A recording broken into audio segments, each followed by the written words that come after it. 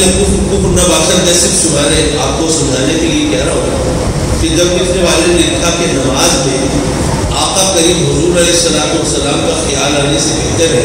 کہ گدھے یا بیل کا خیال آئے، تو ظاہر ہے کہ تحریر ایسی تھی کہ جب شروع میں تحریر سامنے آئی تو جو بھی مسلمان تھا پڑھ کے لوگ پہ کھڑے ہو گئے، یہ لکھنے والا کون ہے بھائی؟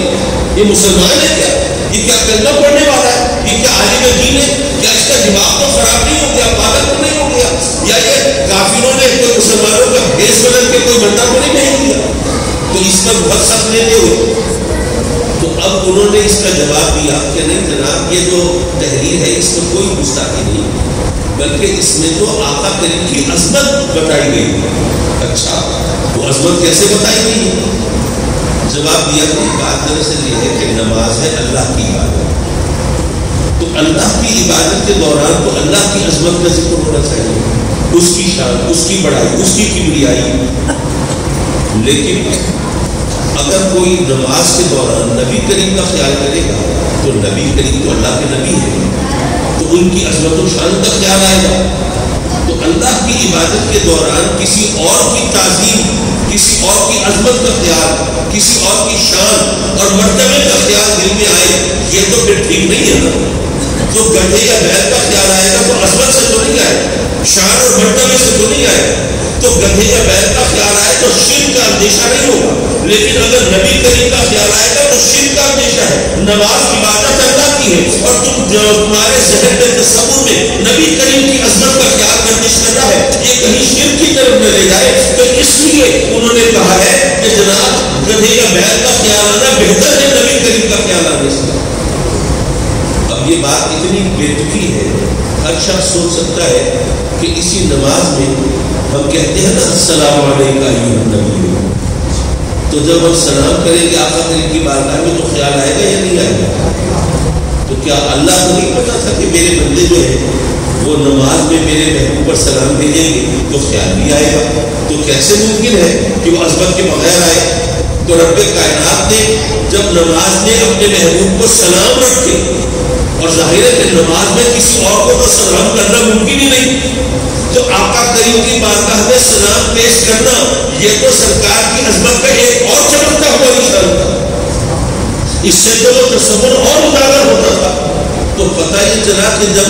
نماز کے حوالے سے ہمیں یہ بتا دیا گیا کہ اس میں آقا کریم کی بارگاہ میں درود بھی پیش کرتا ہے، سلام بھی پیش کرتا ہے، تو یہ بات کہنا کہ نہیں جناب یہ گدھے یا بیل کا خیال اس لیے آنا بہتر ہے کہ اس کا خیال عظمت سے نہیں آئے گا اور نبی کا خیال عظمت سے آئے گا، یہ بے کی بات ہے، یہ صرف انہوں نے گھڑا ہے جواب، اس کی کوئی حقیقت نہیں۔ کہنے کا مطلب یہ کہ اس طرح ان لوگوں کو متوجہ کیا، سوال و جواب ہوئے، خطوط کا تبادلہ ہوا، مضامین لکھے گئے، اور جب اتمام حجت ہو گئے اور پتہ چل گیا کہ بھئی یہ مانتے تو ہیں کہ یہ گستاخی ہے، لیکن اس کے باوجود یہ صرف اپنی سبکی کے خیال سے یہ الفاظ واپس لینے کے لیے تیار نہیں، تو جو شخص اپنی عزت و عظمت کو آقا کریم کی عظمت پر ترجیح دے وہ مسلمان کیسے ہو سکتا ہے؟ اور جس میں سرکار کی شان میں گستاخی کا صحیح پہلو نکلتا ہو اور اس کے باوجود وہ اس پر اصرار کرے کہ نہیں جب میں نے لکھا ہے وہ صحیح ہے، تو وہ اس کی انا یہ اس کو کفر کی طرف لے کے جا رہی ہے، اس کو متوجہ کر دیا، اس کو بتا دیا، اس کو سمجھا دیا، دلائل دے دیے، بحث مباحثہ ہو گیا، سب کچھ ہو گیا، پھر بھی اگر وہ ڈٹا ہوا ہے تو پھر تو حق بنتا ہے نا اس کو کافر کہنے کا۔ تو حضرات مکرم اعلیٰ حضرت رحمۃ اللہ علیہ نے تکفیر کے حوالے سے جتنی احتیاط سے کر لیا ہے اتنا کوئی دوسرا لے ہی نہیں سکتا،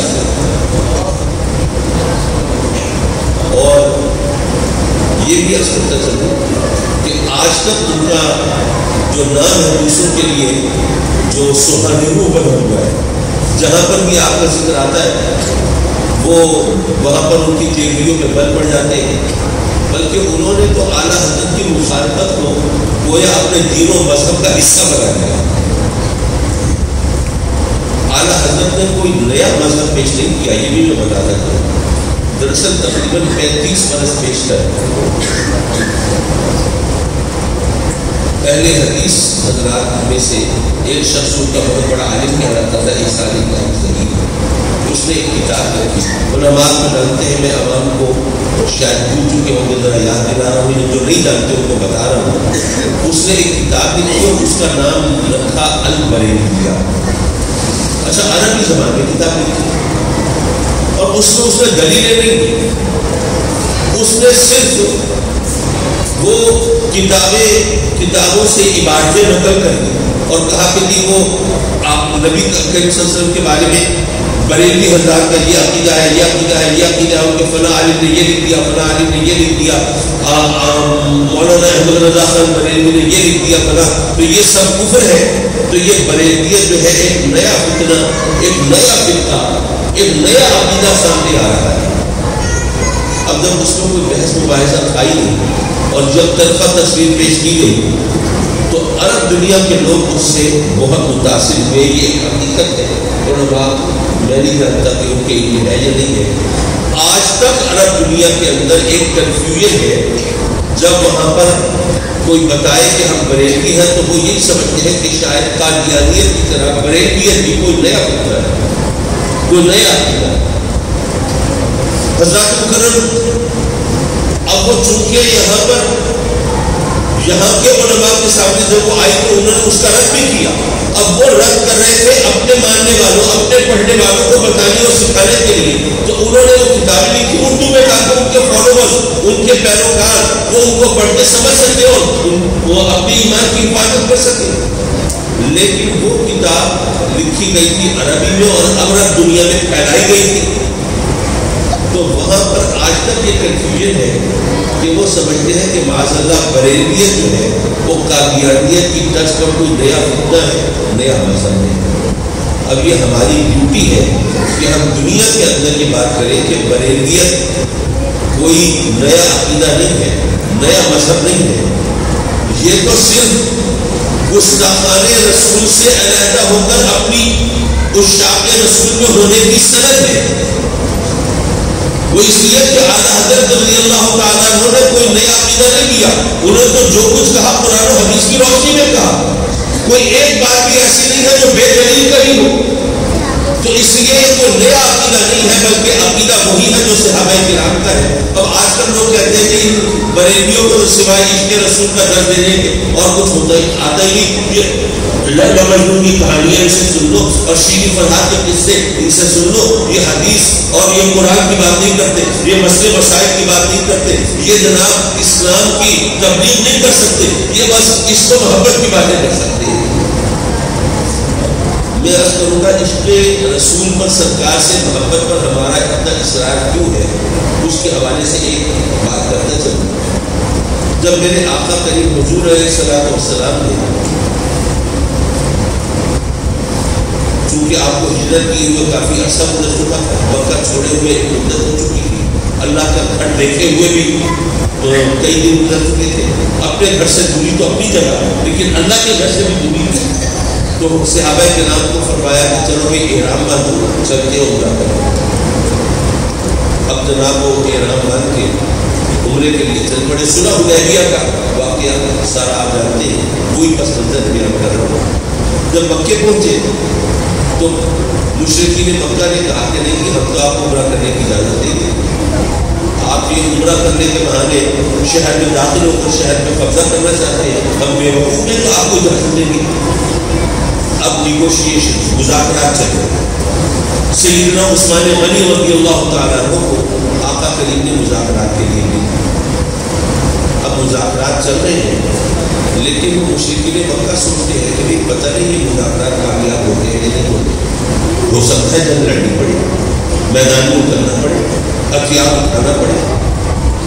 تو ہمیں کم از کم اندازہ تو کرنا چاہیے کہ ہمارا دشمن کتنے پانی میں ہے، ہمیں ان سے مقابلے کے لیے کس لیول کی تیاری کرنی چاہیے۔ تو ان میں ایک شخص تھا، نام ہے عروہ ابن مسعود ثقفی، بعد میں مسلمان ہو گئے تھے، صحابی رسول، اس وقت تک وہ مشرکین کی صفوں میں تھا۔ عروہ ابن مسعود ثقفی بڑے سیزنڈ آدمی، بڑے تجربہ کار، جہاں کی دنیا گھومی ہوئی تھی، دیش دیش کی سیر کی ہوئی تھی، سلاطین وقت سن کر آتا تھا، کیسر و کسرا کا دبدبہ اور تنتنا ان کی نگاہوں سے گزر چکا تھا۔ ان کے اوپر ان کی قوت مشاہدہ پر ان مشرکین مکہ کو بڑا اعتماد تھا، تو ان سے کہا کہ عروہ تم جاؤ اور جا کے ظاہر ہے جو لوگ آئے ہیں مسلمان تو ان کے بہت سے یہاں سے ہجرت کر کے جانے والے بھی ہیں، تو ان سے تمہاری واقعیت بھی ہوگی، جب تم جاؤ گے تو وہ تمہیں بڑی خوشدلی سے خوش آمدید کہیں گے، یہاں کا حال احوال پوچھیں گے، کہاں کس کی شادی ہوئی کس کی نہیں ہوئی، کون زندہ ہے کون مر گیا، کس کا کیا حال ہے، جیسے ہوتا ہے سلسلہ۔ تو تم ان سے بات چیت کرتے ہوئے ذرا جائزہ لو گے اور آ کے پھر ہمیں بتاؤ گے کہ بھئی وہ کتنے پانی میں ہمارا اس جنگ اگر کرنی پڑی تو ممکنہ نتیجہ کیا نکلے گا۔ عروہ بن مسعود ثقفی رہتے ہیں، توقع کے مطابق جو وہاں پر مہاجرین ہیں وہ ان کا خیر مقدم کرتے ہیں، گفتگو کرتے ہیں، بات چیت کرتے ہیں، گھومتے ہیں، سب جائزہ لے کے جب وہ عروہ بن مسعود ثقفی واپس آتے ہیں تو مشرکین مکہ کو بتاتے ہیں کہ میں سب جائزہ لے کے آ رہا ہوں، میں نے دیکھا ہے اور میں تمہیں بتاتا ہوں کہ اگر تمہیں مسلمانوں سے جنگ لڑنی پڑی تو تم ان کو ہرا نہیں سکتے۔ اب کیوں نہیں ہرا سکتے؟ انہوں نے جواب دیا کہ بات یہ ہے کہ میں نے بڑی دنیا گھومی ہے، بہت سے بادشاہوں کے گورنروں کے دربار دیکھے ہیں، ان کا کر و فر دیکھا ہے، ان کا جاہ و جلال، ان کی شان و شوکت دیکھی ہے، لیکن جس طرح مسلمان اپنے نبی کا احترام کرتے ہیں اور جس طرح مسلمان اپنے نبی سے محبت کرتے ہیں یہ منظر دنیا میں کبھی نہیں ہے۔ وہ پھر اس کی وضاحت بھی کرتے ہیں، کہتے ہیں کہ عالم یہ ہے کہ جب مسلمان اپنے صحابہ سے ساتھیوں سے بات کرتے ہیں، گفتگو کرتے ہیں تو تمام صحابہ کرام اس طرح خاموش ہو کر، ساکت و ثابت ہو کر، بے حس و حرکت ہو کر، اس طرح سر جھکا کر ادب سے ان کی بات سنتے ہیں کہ اس وقت ان مسلمانوں کو دیکھو تو یوں گمان گزرتا ہے کہ شاید ان کے سروں پہ پرندے بیٹھے ہوئے ہیں، ذرا سی حرکت ہوگی، ذرا زور سے سانس لیں گے تو پرندے اڑ جائیں گے۔ یہ اس ان کے ادب اور احترام کا یہ عالم ہے اور محبت کی یہ کیفیت ہے کہ جب مسلمانوں کے نبی وضو کرتے ہیں تو وہ مسلمان ان کے وضو کے پانی کا قطرہ زمین پہ نہیں گرتے، اور وہ پانی وضو کا پانی ایک دوسرے سے لینے کے لیے وہ جو چھینا جھاپی کرتے ہیں تو اس وقت کیفیت